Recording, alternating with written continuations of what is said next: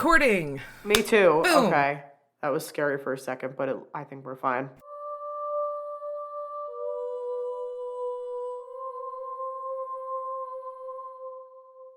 It's always scary for you. You always do that, but we're always My fine. laptop likes to always spice things up and throw me for a loop regularly. It always likes It's to doing scare this you. dumb thing now. Like, I had to, do something back when I was in school for the good old Johnny Hops. And I had to, do some sort of login and stuff, and now it must have booted me out because I've been graduated for a little while. And so I have this thing that continuously pops up, and I can't get it to stop popping up. It's very strange. So it's just, up all the time, just, just That's infuriating. it's so annoying. And I don't know how to get rid of it. So I love that you referred to your previous school as Johnny Hops. Listen, if anybody from Johnny Hops were to listen to this, they'd probably have a heart attack. They'd be like, "Why? Agree. Why did we let this girl in? Why did we give this woman a degree? If she's gonna sit here and call us Johnny Hops, but also, how are you gonna be called Johns Hopkins and not expect to have some kind of a cool nickname like Johnny Hops? Johnny Hops. Johnny Hops is like the guy that owns the pizza place under the apartment that you live in Brooklyn. There you go. You know what I'm saying? It's Johnny Hops. Yeah. Or Yeah. a brewmaster because of hops. There you go. So, anyway, I digress. Hi, Odd Fam. Welcome back to Oddities. I'm Cassie. And I'm Kelly. And welcome back to Strange Town. Da-da-da-da-dum. And as per usual, all the social is in the description. Follow along if you want. We've way upped our posting game. It's a good ass time over there, if we do say so ourselves. Yeah, we're just in your head now. Deal with it. All day, every day, we are like white on rice, shit on the bottom of your shoe. You stepped in bubble gum. Here we are. We're here for a long time. That's it. And we have a Patreon, of course, if you would like a bonus episode every week and access to all former bonus episodes. Yes, my friend. Well, where you can see us every week, put a name to the face, enjoy the chaos. Oh my God, I lost you. You lost me? There we go. Okay, now we're good. All right, Okay. We're back. So you left That's off gonna with be fun saying, to edit. Yes, it will. You left off with saying, you can see us? I can see you. No, with the bonus episodes. Oh, you can see our beautiful faces. You can put our faces to our names, our voices. Our voices, for as names low as too. $1 a month. $1 a month, baby. And you also get access to all former bonus episodes too. They're all unlocked once you join Patreon. And we also, of course, have a TikTok. We're going to continue to try new things and whatever on there, but for now we're just getting used to the platform because it's actually Really hard. harder than you would think. So, I mean, do with that what you will. And we have a merch shop. We run sales regularly. If you follow us on social media, we've begun announcing those regularly now. So don't forget to shop if you want some goods. We still have to make some new ones. There just hasn't been the time. Oh, and one last thing. If you want a one-stop shop for all of this, check out our brand new website. It's odditiesstaystrange.com. It is so pretty. Yes, it is. I love it. Love it. A lot of hard work went into it. Thank you to our creator who did that. Yes. But Cassie and I we have really big plans for Oddities, and thank you to all of our supporters who have been there since day one for all of the changes, for me coming on and still continuing to support. I know I was a big change and some of you may have not liked it. Oh, you've been a wonderful change. You've done excellent. We are all thrilled you're here. So, any hoozles though, thank you. Thanks so much. Okay, bye now. Stay strange. Just kidding. How's my bestie? So earlier this week, I was at the grocery store and I heard the clerk ask a customer, "How are you today?" And they replied, "Up and not crying." Love that. Love it. Resonates. I am up and not crying. Up and not crying. Here we are. But on the contrary, I've actually had a very good week. So Yay. I just really liked that response, so I wanted to say it. I love that response. You know what? We could use a little more honesty. You know what pisses me off? When somebody asks you how you're doing and they just expect for you to say, fine. Like, people just expect I'm fine. great. If you don't want to fucking know, don't fucking ask. Like, exactly. Hello? You like, if I ask you how you're doing, I expect an honest fucking answer. You don't have to get into all your shit with me if you don't want. I'm never going to force anybody to talk about their shit. But, like, if your real answer is up and not crying, snaps. Like, same. You know? And good job for getting up today. Yeah, and if you can't get up today, then that's cool. I mean, that's fine. Like, it happens. The seasons of life. We love it. We're here for it. It's a ride. Whatever. Yeah. How are you today, bestie? I'm feeling much better from last week. If you all couldn't tell by listening to me, the Rona is leaving my body. I'm testing negative now. Thank God. Just can't taste things still. And I'm like a little congested on and off and still have a cough here and there, but it's like nothing. I treated myself to a little at-home manicure last night because I was like a little bummed about a few things. It looks great. Thank you. It's better than my usual. You know my usual. It's paint all over the fingers and just wait for it to like fall off. I only got a little on my fingers. I got a new color. Yeah. I was thinking about doing my nails today, so like I'm probably going to do that now.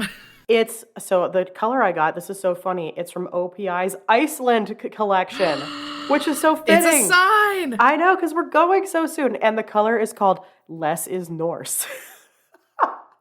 I love that. I love it too. And so it's like a dark, dark, dark blue gray. It's like moody, like me. We're here for it. I love that. And Corey and I are feeling well enough that we're going to put out like our inside Halloween decorations today. So psyched about that. And we are. God, I love that for you guys. Thank you. I love that. I love that so much. Oh, and we decided on our costumes too for this year. Ooh. Yes. I can't wait to hear what it is. And are you going to tell the Odd Fam, or are you just going to tell me afterwards? Wow, I don't know. What do you think? I think the Odd Fam might want to know. Or are you going to wait to debut the film? The video. Maybe I should wait. I'll tell you anyway. After this. Yeah, okay. After this. Sorry. So what were you going to say? I'm sorry. We are going to go see some beloved family members today. And then... Oh, nice. I have a scarecrow project for the kiddos to make this weekend. So... Oh, stunning. Some fall activities, given that today's the first day of fall. We have to do something. Hallelujah, baby. Hallelujah. Yeah. And I think I'm going to tackle a Dollar Tree craft project this weekend. Yes, absolutely. I really want to make a wreath. Yes, wreaths are so much fun. I got to do something. I'm itching. You feel it in your bones. I feel it in my bones. I just got to do something. Feel it in my fingers. You know. Yeah. Love Actually. Yeah. I love that movie. Okay. Anyway, we're beyond our ritual 13 minutes. We're only beyond this because of our freaking technical We had an internet meltdown. Internet issues. Just don't panic because that's not actually the number. We can go on and get with our topics, but that is not our actual number by any means. You know, you're exactly right. I wonder what our actual number is. It doesn't matter. I think we might be at 10. No, not even. I think we're... I'm thinking like 8. I think we're at 8. 8 or 9. I think we're at 8 or 9 right now. You know, that could still be nice. That's like a little juicy tidbit, and we'll just like carry on. That's fine. She's fine. Leave her alone. She's fine. All right. She's totally fine. We're fine. Everything's fine. Everything's fine. We're all fine. So, I believe you went first last time because we were very excited. Yeah, and I think I've actually been going first a lot, so just go for it. Jesus, take the wheel. I'm going first. Today, little disclaimer, because this guy is like a class A schmuck, so if you like don't want any part of it, that's fine. Just go ahead and zippity-doo-dah right on over to Kelly's and have yourself a nice time. But I am covering Ken McElroy. This is from listener Michael. Thank you, listener Michael. Not Kelly's husband, Michael. Different Michael. Just a common name. Just a night. Yep. So thank you very much. So today I'm talking about Ken McElroy, basically the town bully murdered in front of a crowd and nobody gave a shit. Wow. Brace yourselves. This is We're a fucking just jumping right in. Okay. Yeah, we're just so like I said, this is gonna be disturbing for some people. He was really like trash. So anyway, McElroy, little Kenny McElroy, Kennedy Kensker Ken McElroy was born in 1934. He was the 15th of 16 children. Holy crap! That woman was a slip and slide. Yeah, there wasn't labor. She was just like, okay, and then she stood up and the babies would fall out. Like what? 16 kids? The original 16 kids and counting there. Yeah, Jesus Christ. Anyway, they were a poor migrant tenant farming couple, Tony and Mabel McElroy. And they moved. Name. Mabel is like such a cool name. It's like very old style. But it's such a sweet name. It's like sweet, yeah. Because it sounds like maple. Yeah. I think of syrup.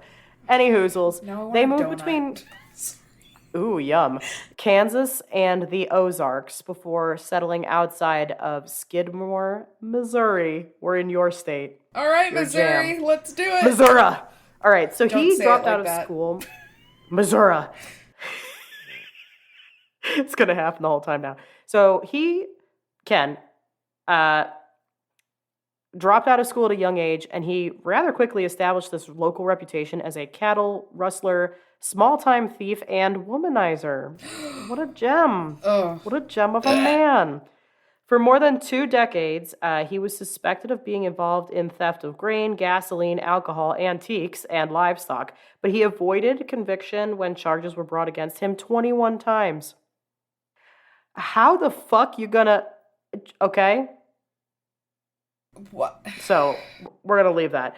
Often, this was because witnesses refused to testify because he allegedly intimidated them, frequently by following his targets or parking outside of their homes and watching them. Ew. What a creepo. I know. So he was known, like I said, to have stolen grain, alcohol, gasoline, antiques, livestock. Worst felonies included assault and arson. Of the most serious, he was accused of child molestation and statutory rape. Disgusting. Go to hell. Garbage. Die. Anyway, he was like I said, he was indicted 21 times and he managed to escape all of them. He was a big man with cold eyes and he always carried a gun. Of course. Of course. He would intimidate anybody who got in his way, usually by repeatedly harassing them or threatening them with a bullet, of course. His attorney, Richard McFadden, said he routinely defended Ken McElroy. He defended him in like 3 or 4 felonies a year. Why? And the guy goes, quote, best client I ever had. Okay, I know why. Because money. I mean, money. He was punctual, always said he didn't do it, paid in cash, and kept coming back. I guess that's a good reason to do it. I mean, he's not wrong. No. The town, on the other hand, literally hated Ken. They hated him. Hated him. He had been terrorizing Skidmore for years, and he kept getting away with it, basically. He, over the course of time, fathered more than 10 children with different women. He met his last wife, Trina McLeod, when she was just 12 years old and in the 8th grade, and he was 35. Ew! Is anybody else nauseous? I'm nauseous. Oh. Anyway, he would rape her repeatedly. Her parents initially opposed the relationship, but after McElroy burned their house down and shot the family dog, they begrudgingly agreed to the marriage. I'm sick. She became pregnant when she was 14, drops out of school in the 9th grade, and goes to live with McElroy and his second wife, Alice. Oh, we've got polygamy going. That's right. He divorces Alice, then marries Trina in order to escape charges of statutory rape, to which she was the only witness. 16 days after Trina gives birth, both she and Alice flee to Trina's parents' house. She's like, come on, Alice, we're fucking blowing this pop stand. So, according to court records, McElroy tracks them down, brings them back to his house.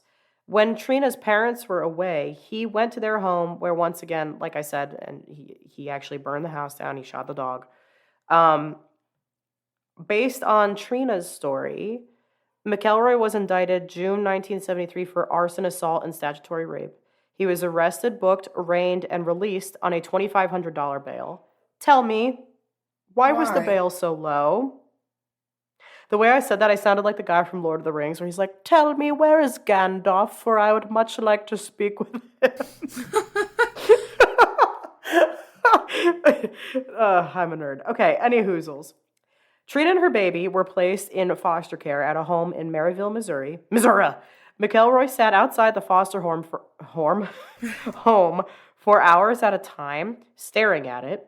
He tells the foster family that he would trade girl for girl to get his child back, since he knew he knew where the foster family's biological daughter went to school and what bus route she rode.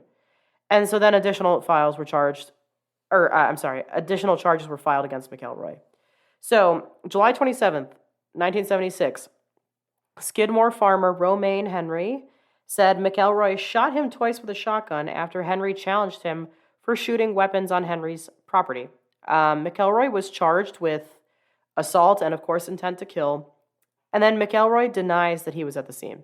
As the case drags on without a court date, Henry said McElroy would park outside his home at least 100 times.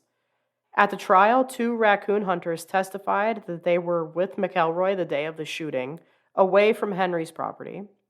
Henry was forced to admit in court, under questioning by McElroy's attorney, that he had concealed his own petty criminal conviction for more than 30 years previous, and McElroy was thus acquitted. Things reach a boiling point in 1980. Ken McElroy gets into a confrontation with the town's elderly grocer, Ernest Bowenkamp. McElroy winds up shooting Bowenkamp in the neck, nearly killing him. The guy doesn't die. But in 1980, this is like all a result of like one of McElroy's children got into an argument with a clerk, Evelyn, in the grocery store owned by Bo. And allegedly, this is because the McElroy child tried to steal like some candy. So Ken stalks the Bowenkamp family. He threatens Bo in the back of his store with a shotgun, and then they have this confrontation. And, then Bowenkamp gets shot and survives. But McElroy was arrested and charged with attempted murder. McElroy is convicted at trial of assault, but freed on bail, pending his appeal. And immediately after being released at a post-trial hearing, McElroy goes to the D&G Tavern, which is like a local bar. Okay, it's like the local watering hole. And he has an M1 Garand rifle with a bayonet attached. I know. And makes graphic threats about what he would do to Bo Bowenkamp. And this led to several patrons deciding to see what they could legally do to prevent McElroy from harming anybody else. So they're banding together to end McElroy. Yeah, they're basically like, okay, what can we do to make sure this guy doesn't hurt any other people? So McElroy's appeal hearing is delayed. The morning of July 10th, 1981, townspeople meet at the Legion Hall in the center of town with their county sheriff, Dan Estes, to discuss how they can protect themselves. And during the meeting, he arrives at the D&G Tavern with Trina. He is drinking at the bar, and word gets back to the men at the Legion Hall that he was in town. So the sheriff instructs the assembled group not to get into a direct confrontation with him, but instead seriously consider forming like a neighborhood watch program. The sheriff leaves town in his police cruiser. The citizens at the meeting decide to go to the tavern en masse, and so the bar is completely filled with patrons then. And after McElroy finishes his drinks, he purchases a 6-pack of beer, leaves the bar, and goes and enters his pickup truck. And it is said, Bo's daughter, Cheryl, she's like, "We were so bitter and so angry at the law for letting us down time and time again that it came to somebody taking matters into their own hands." And so basically, what can only be described as like vigilante justice, they conspire to kill Ken McElroy, and allegedly even the mayor was in on it. And so this murder takes place July 10th, 1981, the day after he threatened Bo at the tavern. It was a sunny, clear summer day. Like I said, he was just getting into his pickup truck with Trina on the main street of Skidmore, and then a crowd of 30 to 50 people show up. He's sitting in his truck, and he's shot at several times, and he's hit twice and dies in his truck. Nobody calls an ambulance. Holy crap. I love it. He was hit once by a centerfire rifle and once by a 22 rimfire rifle. In all, there were 46 potential witnesses to the shooting, supposedly, including Trina, who was in the truck with her husband when he was shot. Nobody calls for an ambulance, and only Trina claims to identify a gunman. Every other witness was either unable to name an assailant or claimed to have not seen who fired the fatal shots. The DA declines to press charges, and an extensive federal investigation did not lead to any charges either. And so Missouri-based journalist Steve Booher describes the attitude of some people as, quote, he needed killing. And that's Ken McElroy. He's buried at Memorial Cemetery in St. Joseph, Missouri. July 9th, 1984, Trina McElroy files a $5 million wrongful death lawsuit against the town of Skidmore, and as well as the county, the sheriff, and the mayor. As well as one other person, Del Clement, who Trina accuses of being the shooter, but was never charged. And the case was later settled out of court by all parties for $17,600, with no one admitting guilt, for the stated reason of avoiding costly legal fees, should the suit proceed. Trina, she remarries, she moves to Lebanon, Missouri, and she dies sadly of cancer on her 55th birthday, January 24th, 2012. And it's been like 40 years, and nobody's been charged in connection with McElroy's death. His lawyer basically said it best, that, quote, the town got away with murder. And that is McElroy, the town bully that nobody, that was murdered and nobody cared. I don't know that the town got away with murder. I think the town took care of something that needed to be taken care of because he was getting away I would with say everything. Everything. Like, honestly, I think the town got away with justice. Yeah, the town took care of justice. And, I mean, like... I kind of applaud them. Yeah. Because you're gonna... First off, I know why the lawyer kept justifying him, because it was money in his pockets. It was easy money. Yeah, he was doing his job. But you know what? You're a sleazebag for continuing to represent that piece of shit who was raping kids. Oh, yeah, big time. Who was raping women constantly. Like, really? And then he's gonna get his way every time because he's gonna threaten a bullet. Well, that dude must have had a small dick. Just gonna throw that out there. Big time. Like the smallest. Like, how fucking disgusting. Honestly. I know. Like, I cannot, when I was researching this, begin to tell you just like how, like, first of all, nauseous, but like pissed I was the entire time I was. I mean, it was super interesting, and I'm really thankful. Like, thank you, listener Michael. This was really interesting and like a very interesting tale. And like in the end, I feel there's a somewhat happy ending here. This is a total happy ending. This isn't somewhat. This is totally happy because. Yeah, I mean, like, I feel for Trina, right? Like, she ends up dying of, like, I feel like that woman had just a fucking shitty life. And stuff like that. And, like, I feel so bad for all the people along the way that this guy just abused in, like, every sense of the term. But in the end, he got what he deserved, 100%. In my opinion. And, like, I feel like this was the only way to take care of him. He was never going to see the inside of a jail cell, no matter what he did. He could have committed murder. No, this guy just would not stop. He could have committed murder. He would have gotten away with it. Yeah, exactly. So, anyway, this was a freaking wild one. That's a fucking roller coaster. And wow, like, there's going to be a heavy disclaimer on our post. there's got to be, right? It's a heavy one. But, like, I just like the town. They were like, okay, let's have a meeting. And the sheriff was like, you should form a neighborhood watch. And they're like, the fuck we should. And then like 50 of them are like, let's go to the bar. I love that the mayor's like, I'm in. Yeah, like, sign my happy ass up. You know that guy, he had to have gotten reelected. I'm done with this shit. Let's go. For the people. So, like, anyway, that's the story of Ken McElroy and the town that some say got away with murder. I say got away with justice. Totally got away with justice. There you have it. Holy shit. Yeah. What have you for us? I'm assuming it's a little happier than this. I mean, a little bit, but like totally farther from, couldn't be further from yours. Okay.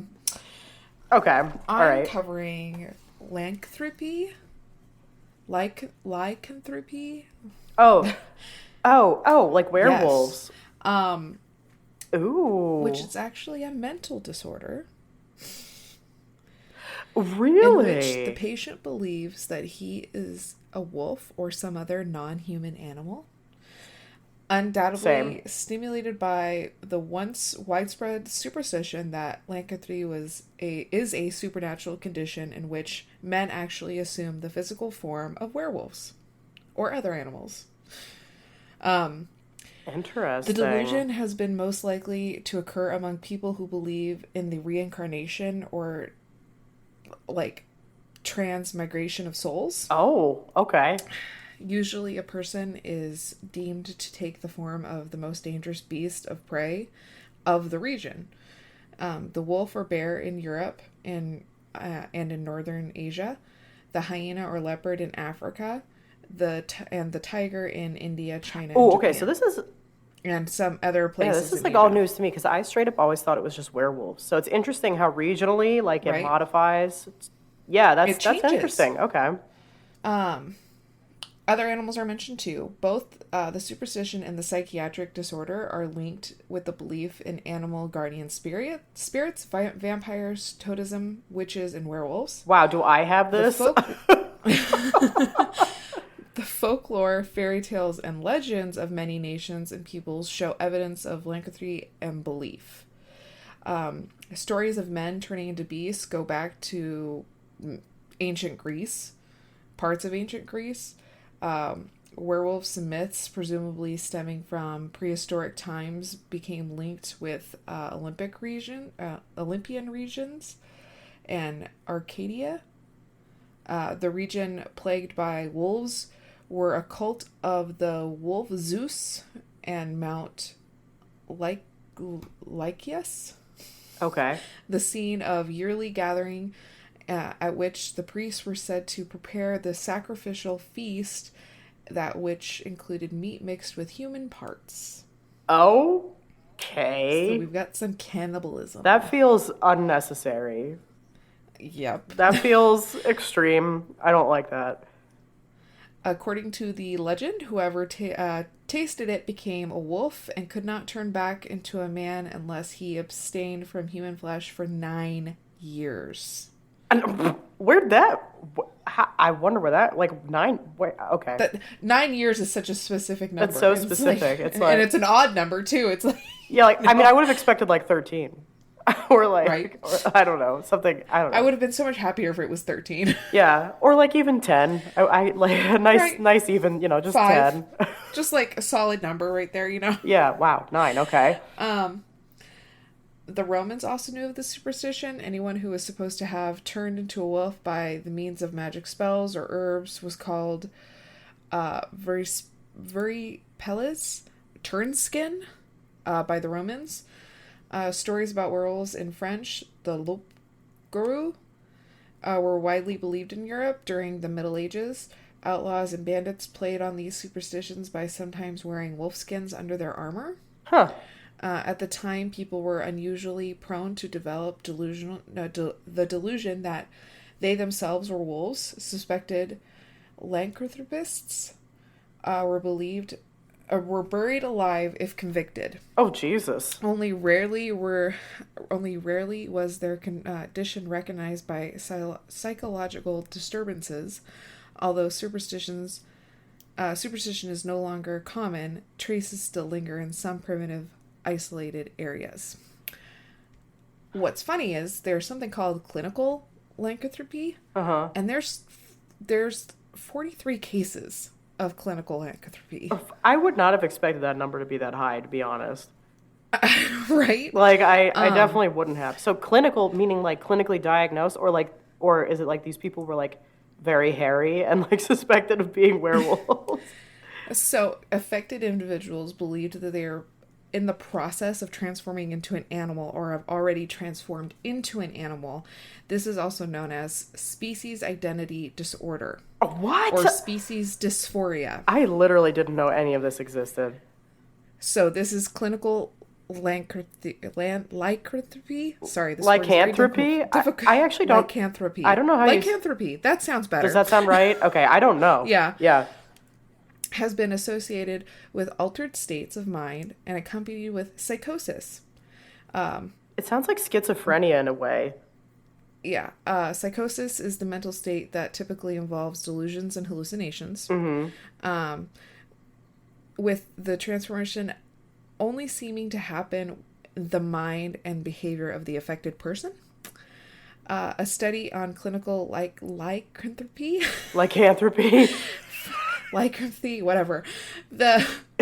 From the McLean Hospital reported a series of cases and proposed some diagnostic criteria by which clinical could be recognized. A patient reports in a moment of lucidity or reminisces that they sometimes feel as an animal or have felt like one.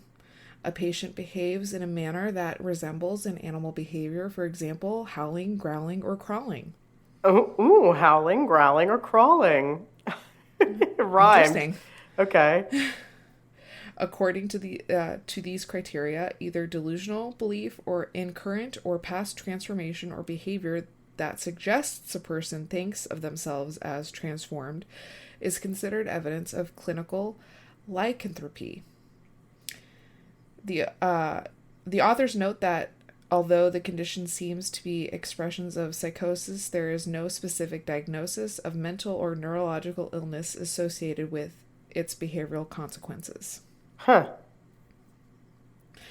It also seems that clinical lycanthropy is not specific to experience of human to wolf transformation. Okay. A wide variety of creatures have been reported as part of the shape-shifting experience.